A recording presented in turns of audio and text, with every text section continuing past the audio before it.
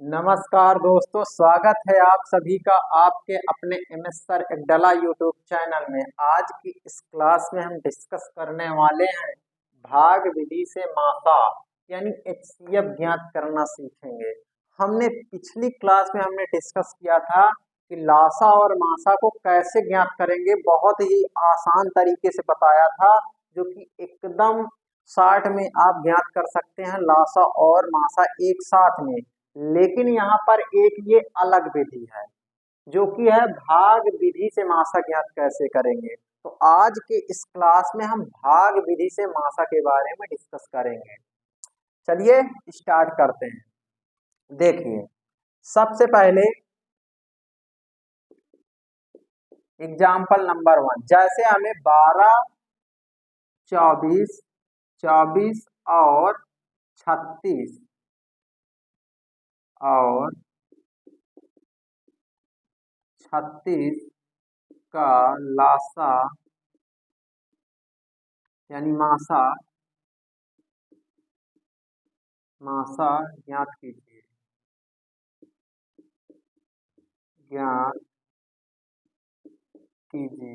अब देखिए, यहाँ पर 24 और 36 का मासा हमें ज्ञात करना है, तो कैसे ज्ञात करेंगे।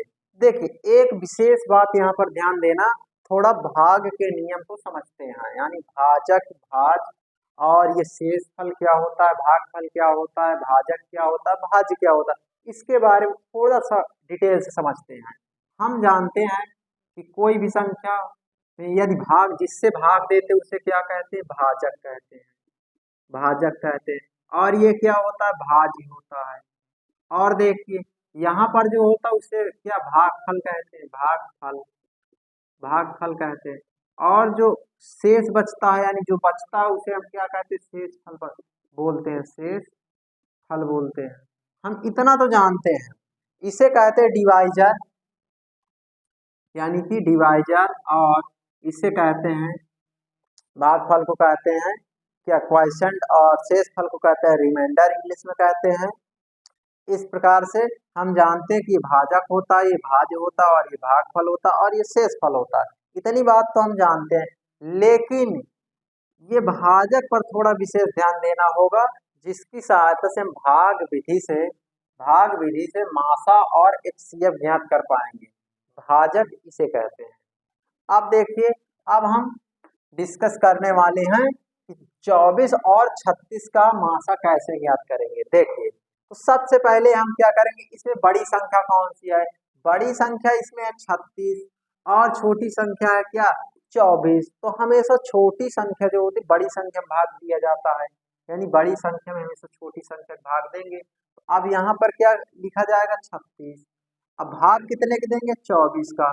अब यदि हम 24 का भाग करेंगे तो कितनी बार जाएगा, एक बार जाएगा, जो कि 24 आएगा। अब देखिए, यहाँ पर घटाएंगे, 2 आएगा, यहाँ पर 1 आएगा, आ गया 12। अब देखिए 12 आ गए, अब इसे भाजक बना लेना है। अब ये भाजक बन गया। अब ये जो है भाजक, अब इसे हम क्या बनाना है, भाज्य बनाना है। 24 लिख देंगे। कहने का मतलब ये है, जो शेष आएगा वो भाजक बन जाएगा, और जो ये भाजक है ये अपने आप में भाज्य बन जाता। अब 12 का भाग 24 में देना है, तो 12 दूना 24, 24। अब देखिए, यहाँ पर शेषफल 0 आ गया। हमें ये प्रोसेस को तब तक अपनाना है जब तक कि शेषफल 0 ना आ जाए। जब शेषफल 0 आ जाए तब हम रुक जाएंगे, और हमारा जो मासा होगा वो यही आ जाएगा, यानी भाजक। इसी को हम क्या कहते हैं, HCF, जिसे हम हिंदी में कहते हैं मासा, यानी कि महत्तम समापवर्तक। इस प्रकार से कहने का मतलब है कि हम छोटी संख्या और बड़ी संख्या को पहले पहचानेंगे, फिर बड़ी संख्या में छोटी संख्या को भाग देंगे, फिर भाग देने के बाद जो शेष फल बचेगा उसे लिखेंगे, फिर उसे लिखने के बाद जो भाजक रहेगा उसे भाज्य बनाना है। भाज्य बनाने के बाद फिर भाग देंगे, 0 आ जाएगा तो ठीक है, यदि 0 नहीं आता तो फिर ये भाजक बन जाता, ये भाज्य बन जाता। और एग्जाम्पल नंबर 2 समझते हैं। एग्जाम्पल नंबर 2, जैसे कि हमें ज्ञात करना है 12 और जैसे हमें ज्ञात करना है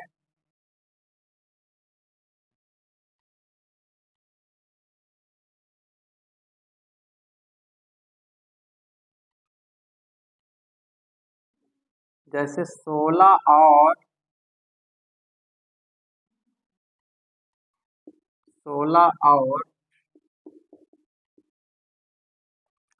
36 का ज्ञात करना है, या